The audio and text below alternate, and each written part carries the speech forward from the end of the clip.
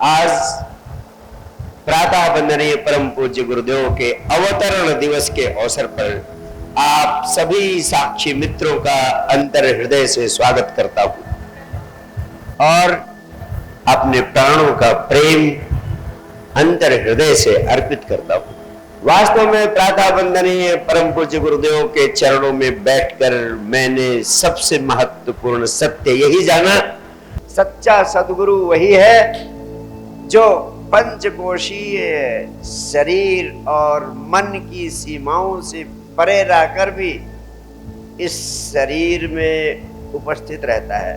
सच्चा सद्गुरु वही है जो इस संपूर्ण अस्तित्व के साथ एक हो जाने की अवस्था को उपलब्ध हो गया है, फिर भी शरीर में है।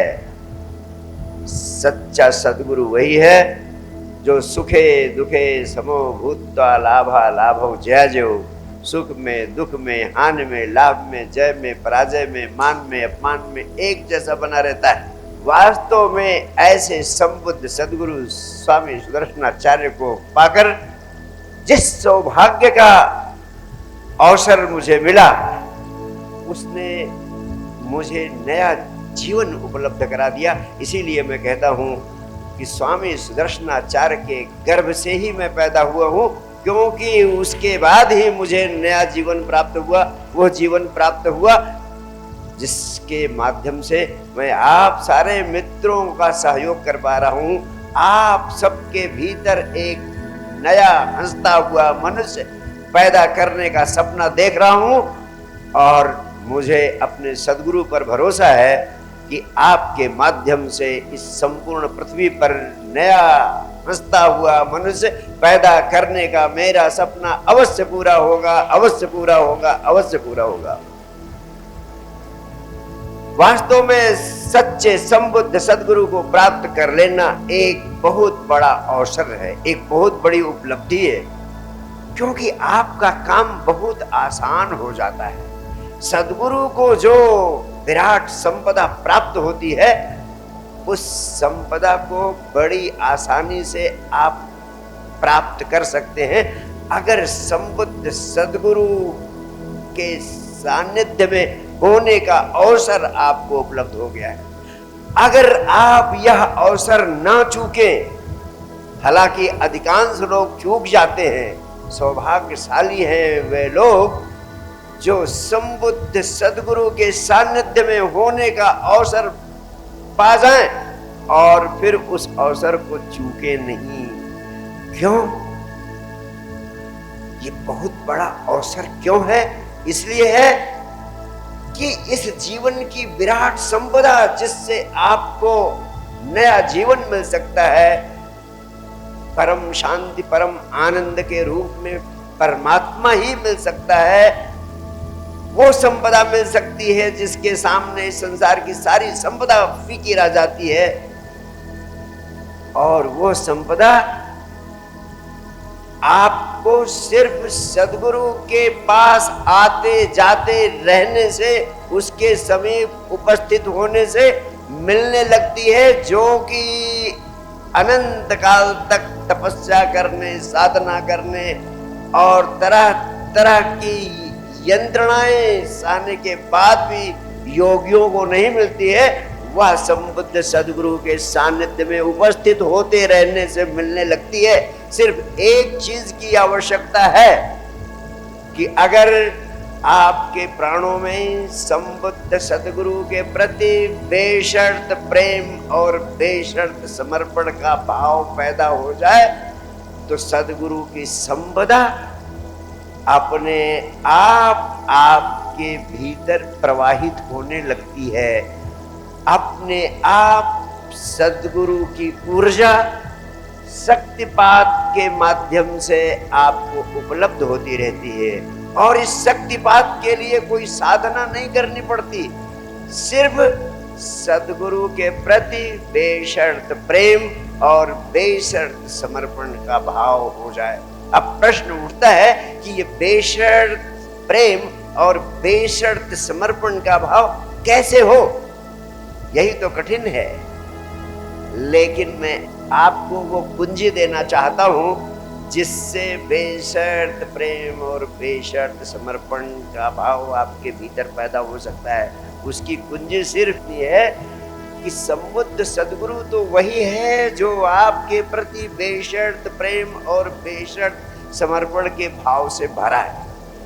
तुम सिर्फ उसके पास आते रहो, जाते रहो, उसके पास उठते रहो, बैठते रहो, उसके सानिध्य में होने का कोई अवसर मत चुको, क्योंकि उसकी उपस्थिति में तत्क्षण शक्तिपात होने लगता है। जब संबुद्ध सद्गुरु के समीप आप उपस्थित होते हैं और आपके प्राणों में प्रेम और समर्पण का भाव सद्गुरु के प्रति होता है, तो सद्गुरु की ऊर्जा आपके भीतर स्वतः प्रवाहित होने लगती है। ये प्रेम, ये समर्पण कैसे घटित होगा? सिर्फ आते जाते रहो, एक न एक दिन घटना घट जाएगी, घटेगी ही, घटने से कोई रोक नहीं सकता है। ऐसा मेरे साथ हुआ है, वही अनुभव आपके हृदय तक पहुंचाना चाहता हूं, ताकि आप भी चूक न जाओ कहीं, क्योंकि ना जाने कितने लोग चूकते रहे हैं, ना जाने कितने लोग भगवान बुद्ध के समय में भगवान बुद्ध को भी चूक गए, ना जाने कितने लोग स्वामी सुदर्शनाचार्य को भी चूक गए, और आप ना चूक जाओ, इसलिए स्वामी सुदर्शनाचार्य जी के अवतरण दिवस के अवसर पर यह सत्य आपके हृदय तक पहुंचाना चाहता हूं। आज सारी दुनिया में सारे विद्या मंदिरों के शिक्षक, प्रोफेसर्स, टीचर्स कहते हैं विद्यार्थियों के भीतर शिक्षकों के प्रति आदर का भाव नहीं है। मैं कहना चाहता हूं, सच्चा सद्गुरु वही है जिसको आदर की मांग नहीं करनी पड़ती है, उनके पास आने वाला आदर देने के लिए विवश हो जाता है, मजबूर हो जाता है, बिना आदर दिए रह ही नहीं सकता। यही गुरु की गुरुता है, और ऐसा व्यक्ति मिल जाए तब भी समझना कि तुम्हें गुरु मिल गया है। ऐसा व्यक्ति मिल जाए कि तुम्हारे प्राणों में आदर बिना मांगे उमड़ने लगे, तुम्हारे प्राणों में प्रेम और समर्पण का भाव जगने लगे। और ये जगता है क्योंकि सद्गुरु सच्चे अर्थों में आग होता है। जैसे आग के पास आप जाएं तो आंच आपको मिलती ही मिलती है, आंच मिले बिना रह नहीं सकती है। ऐसे जब आप सद्गुरु, संबुद्ध सद्गुरु के पास जाएंगे तो उसका प्रेम, उसका प्रसाद और उसकी ऊर्जा आपको मिलने ही लगेगी, मिलने ही लगेगी, मिलने ही लगेगी।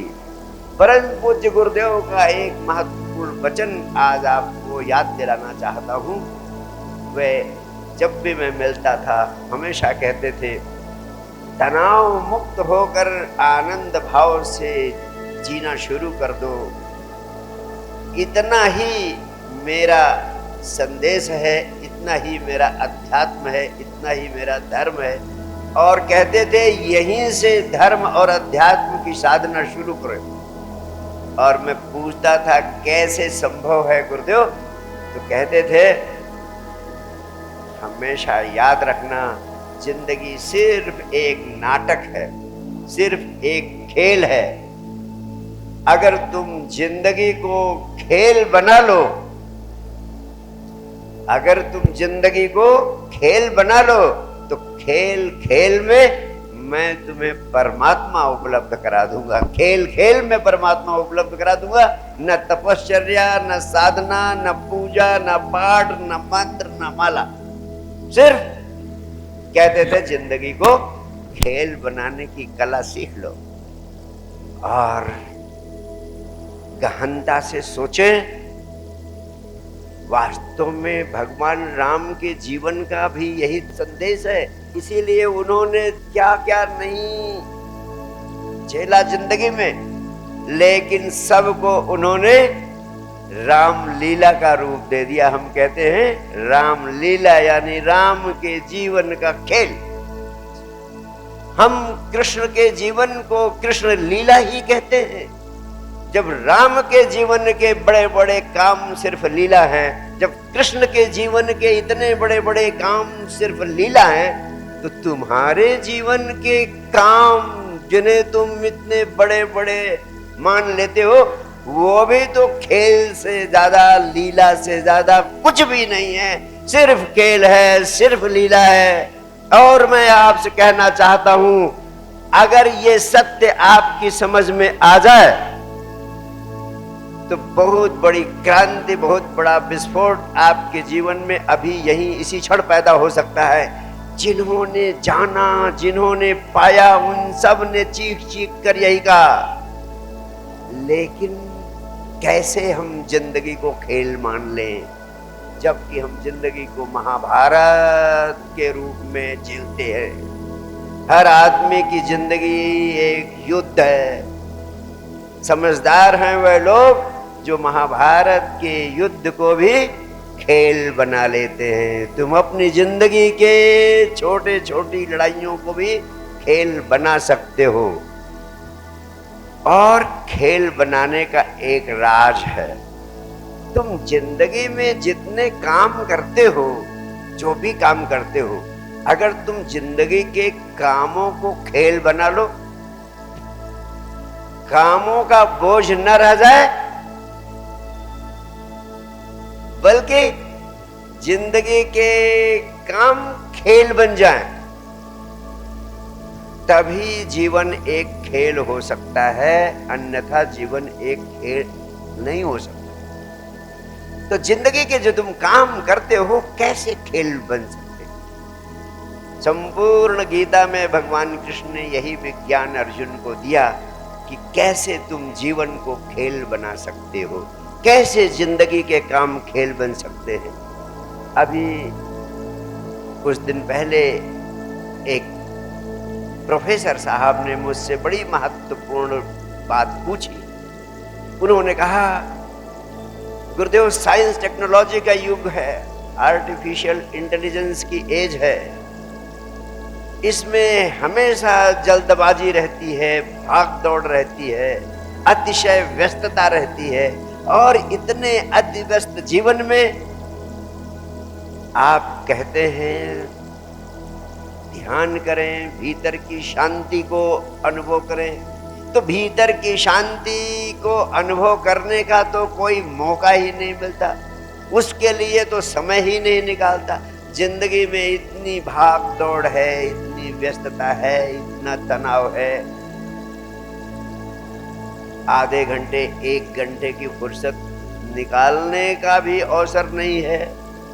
तो कैसे भीतर की शांति मिले, कैसे जिंदगी खेल बने?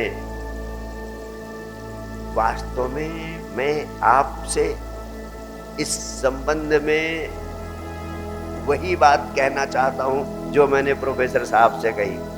मैंने उनसे कहा कि ऐसा दिखाई देता है कि आज की जिंदगी बहुत व्यस्त हो गई है, बड़ी भागदौड़ है, बड़ा तनाव है, लेकिन वास्तव में बिल्कुल उल्टी स्थिति है। आपके भीतर जो थकान है, जो तनाव है, उसका कारण काम का बोझ नहीं है, उसका एक ही कारण है कि आप अपने मूल स्रोत से टूट गए हैं। आप अपने भीतर जो ऊर्जा का स्रोत है, आपके भीतर जो ऊर्जा का सरोवर है, विराट शक्ति आपके भीतर ऊर्जा सरोवर के रूप में निहित है, उससे आपका संपर्क नहीं बन पाता। अगर उससे संपर्क बनाने की कला आपको आ जाए तो आपको कभी थकान लगेगी ही नहीं जिंदगी में। और उससे संपर्क बनाने का उपाय क्या है? उससे संपर्क बनाने की कला का नाम ही है ध्यान। उससे जो ऊर्जा का सरोवर, अनंत ऊर्जा का स्रोत आपके भीतर निहित है, उससे संबंध जोड़ने की कला का नाम है ध्यान। और ध्यान के लिए आपको समय नहीं मिलता। इस समस्या का समाधान मैं आज कर देना चाहता हूं, हमेशा हमेशा के लिए। आज के आदमी के ऊपर काम का इतना भारी बोझ नहीं है जितना पहले के आदमी के ऊपर था। आज तो मशीनों ने आदमी के ऊपर से काम का बोझ बहुत कम कर दिया है। आज आम आदमी को जो जीवन स्तर मिला है वो पुराने जमाने में बड़े बड़े राजाओं महाराजाओं को भी नहीं मिलता था। आप एसी में रहते हैं, कार से चलते हैं। मैंने देखा है राजाओं महाराजों की तस्वीरों में, वहां पर एक आदमी पंखा झलता रहता था और पंखा झलने से वो आनंद, वो ऊर्जा, वो सौंदर्य कहाँ उपलब्ध हो सकता है? आपको एसी में उपलब्ध हो जाता है। आज विज्ञान ने आपको इतनी अधिक सुविधाएं दे दी है, आपका काम बहुत आसान कर दिया है। आपके पास समय है, उस समय का उपयोग आप अंतर यात्रा के लिए कर सकते हैं, अपने भीतर की ओर जाने के लिए कर सकते हैं। आप उस समय का उपयोग नहीं करते। आपके पास फ्री टाइम है, समय बहुत है, लेकिन उस समय का उपयोग आप समस्याएं पैदा करने के लिए करते हैं। उस समय का उपयोग आप घर में लड़ने के लिए करेंगे, बाहर वालों से लड़ने के लिए करेंगे, अपने अहंकार की तुष्टि के लिए जाने कितने कितने उपद्रव करेंगे। अगर उस फुर्सत के समय का जो आपको उपलब्ध है सौभाग्य से साइंस टेक्नोलॉजी के कारण, अगर उस समय का उपयोग, थोड़ा सा उपयोग ध्यान के माध्यम से अपने भीतर जाने की दिशा में करने लगे तो आपको बहुत बड़ी संपदा मिल सकती है। आपका पूरा का पूरा जीवन बदल सकता है और आपका पूरा का पूरा जीवन खेल हो सकता है। पूरा का पूरा जीवन खेल बना लेने का विज्ञान सारे अध्यात्म का सार है। आज तो आर्टिफिशियल इंटेलिजेंस का युग आ गया है। अब आने वाले समय में आपके पास ढेर सारा समय उपलब्ध होगा, क्योंकि अब तो आपको बिल्कुल ही काम नहीं करना पड़ेगा, मशीनें सारा का सारा काम कर देंगी। और पैसा भी आने वाले समय में आपके पास बहुत हो जाएगा, क्योंकि आर्टिफिशियल इंटेलिजेंस से जो स्वचालित मशीनें होंगी वो जाने कितना उत्पादन करेंगी और जाने कितना धन पैदा करेंगी, और उस धन का सम्यक उपयोग किया जा सकता है। आपको समय मिल जाएगा। लेकिन अगर समय का उपयोग करने की कला आपने नहीं सीखी तो आज का आदमी उसी समय का उपयोग करेगा समस्याओं को पैदा करने के लिए, समस्याओं में उलझने के लिए। जैसे आपका मन समस्त समस्याओं का कारण है, आपका मन सारे रोग पैदा करता है, आपका मन सारे संघर्ष पैदा करता है, आपका मन सारी बीमारियां पैदा करता है। और जितना ही मनुष्य को फुर्सत मिलेगी, जितना ही मनुष्य को धन मिलेगा, जितना ही मनुष्य को सुविधा मिलेगी, उतना ही मन का दुरुपयोग करने की क्षमता भी बढ़ेगी। और इसका परिणाम होगा इधर आर्टिफिशियल इंटेलिजेंस से भारी विस्फोट होगा, जिसके परिणाम स्वरूप आपके पास बहुत फुर्सत का समय होगा, बहुत धन भी होगा, लेकिन आपका मन तरह तरह के महाभारत में उलझ जाएगा। और इसका परिणाम होगा, या तो तुम अंतर यात्रा करो, भीतर छिपे हुए शक्ति के स्रोत से अपना संबंध जोड़ो और जीवन में आनंद, परम आनंद और परमात्मा को प्रकट करो। या दूसरा उपयोग होगा कि तुम युद्ध और महायुद्ध इस पृथ्वी पर करने के लिए तरह तरह की नई नई मिसाइल्स तैयार करने में, तरह तरह के विनाश के हथियार पैदा करने में लगा दोगे।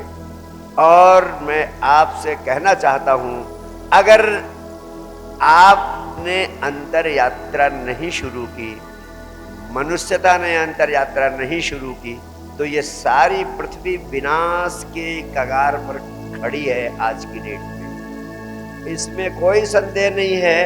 आज मनुष्य के पास इस संपूर्ण पृथ्वी को 700 बार पूरी तरह नष्ट कर देने की विस्फोटक सामग्री उपलब्ध हो गई है। 700 बार आप पृथ्वी को नष्ट कर सकते हैं, इतना विस्फोटक सामान मनुष्य के हाथ में आ गया है।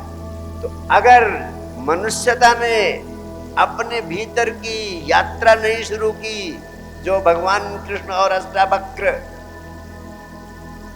अनंत काल से मनुष्य जाति को संदेश देते रहे, तो निश्चित समझना कि आदमी स्वयं अपने हाथों मारा जाएगा। एक ही विकल्प है, या तो अंतर यात्रा के माध्यम से आपके भीतर जागरण पैदा हो, आप जागे और आपके भीतर परमात्मा प्रकट हो, या दूसरा विकल्प है कि महाविनाश की तैयारी में सारी मनुष्यता जुट जाए और खुद अपने हाथों मारी जाए। आपकी नींद तो चली ही गई है। कोई आदमी मुझे नहीं मिलता जो कहता है कि मैं सुकून से 8 घंटे सोता हूं।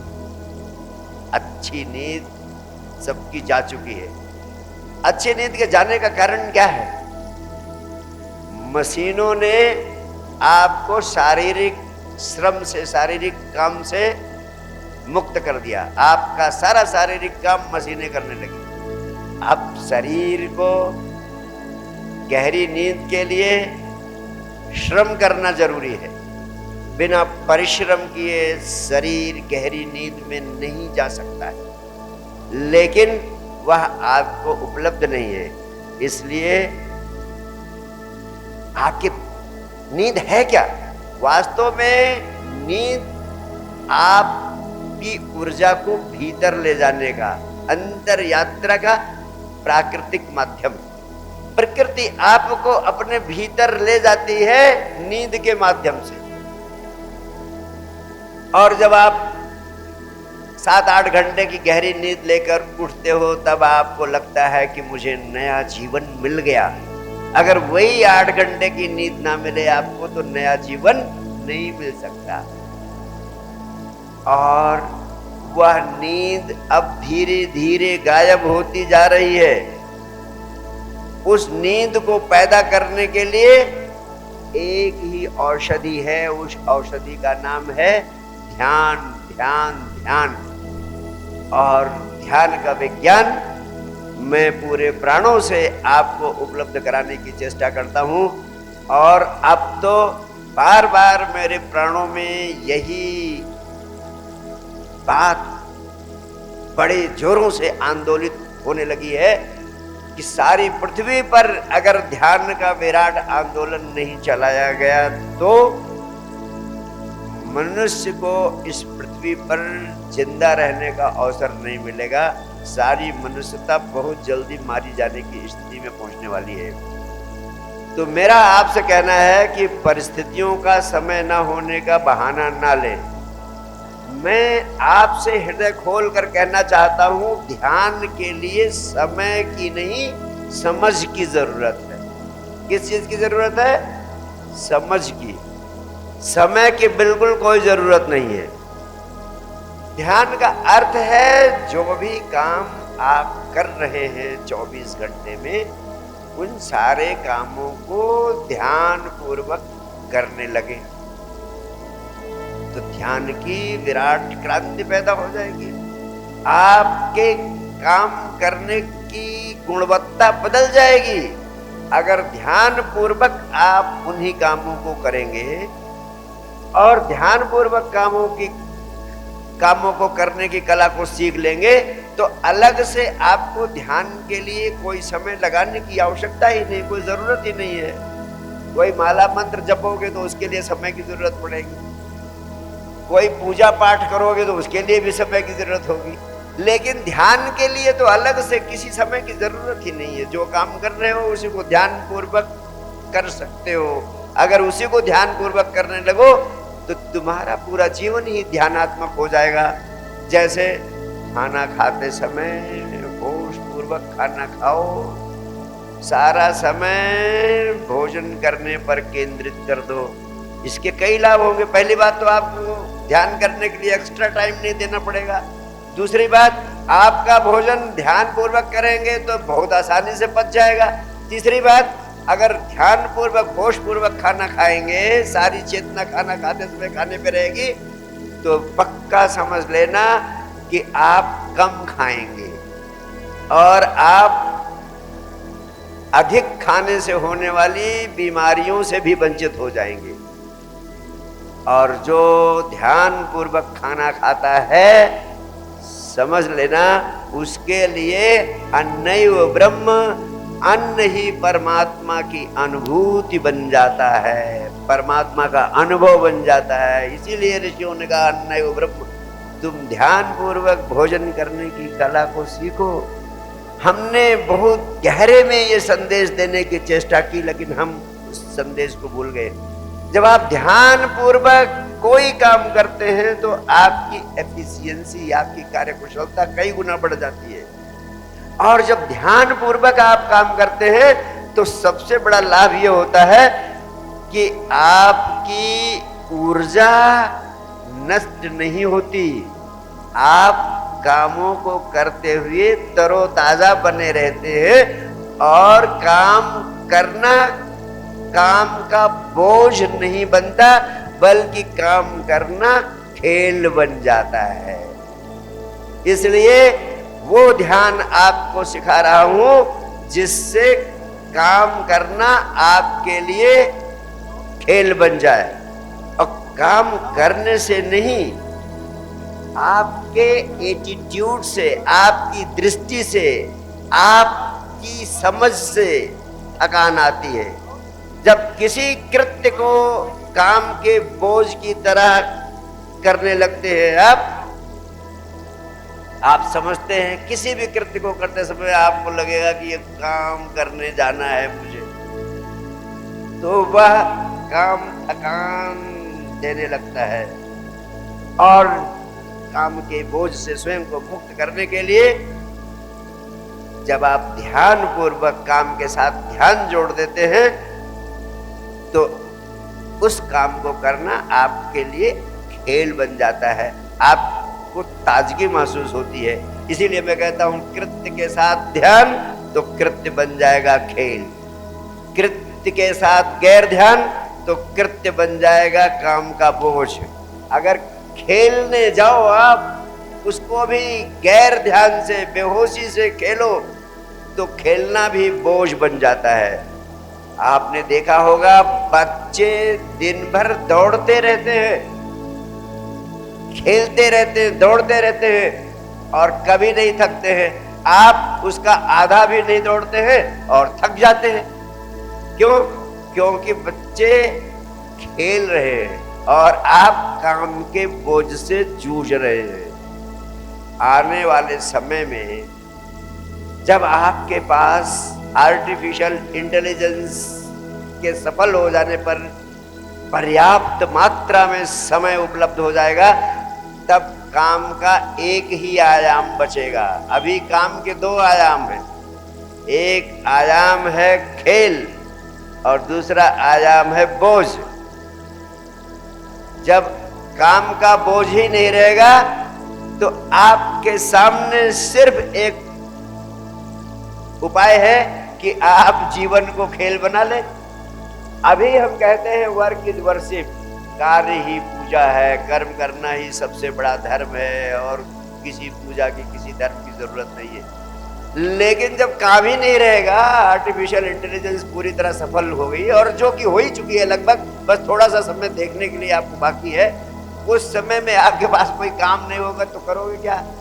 तब आपके भीतर अगर जीवन को खेल बनाने की कला नहीं है तो आप सिर्फ उस समय का उपयोग आपका मन करेगा, आपके लिए विस्फोटक, उपद्रवकारी, लड़ाई झगड़ों के रास्ते पैदा करेंगे आप और उस अवस्था में मनुष्य सुरक्षित नहीं बचेगा। इसलिए अब आने वाले समय में एक ही आयाम बचेगा। लोग काम की बात नहीं करेंगे, लोग खेल की बात करेंगे, उत्सव की बात करेंगे, महोत्सव की बात करेंगे।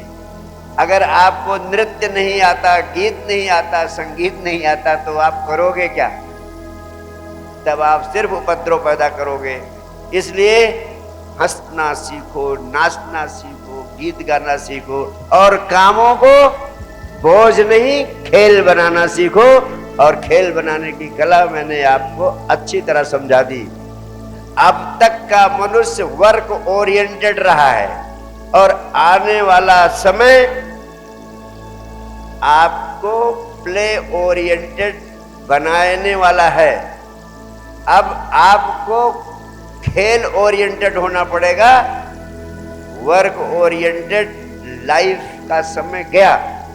अब जो भी काम आप करें उसको करने के लिए आपको सभी कामों को के साथ ध्यान को जोड़ देना पड़ेगा। मैं नहीं कहता हूं कि घंटे 2 घंटे ध्यान करो, कर सको तो करो, बहुत अच्छा है। ऐसा नहीं कर सकते हैं तो समय ना होने का बहाना मत दो। जो काम कर रहे हो स्वयं को बदलो, उन सारे कामों को ही होश पूर्वक करने की कला सीख लो। तुम्हारा पूरा जीवन खेल बन जाएगा और तुम्हारा सारा जीवन खेल बन जाए, ताकि परम शांति, परम आनंद के रूप में साक्षात परमात्मा प्रकट हो जाए। इसी आशीर्वाद के साथ एक बार पुनः आप सबको बहुत बहुत प्यार, बहुत बहुत आशीर्वाद। Thank you.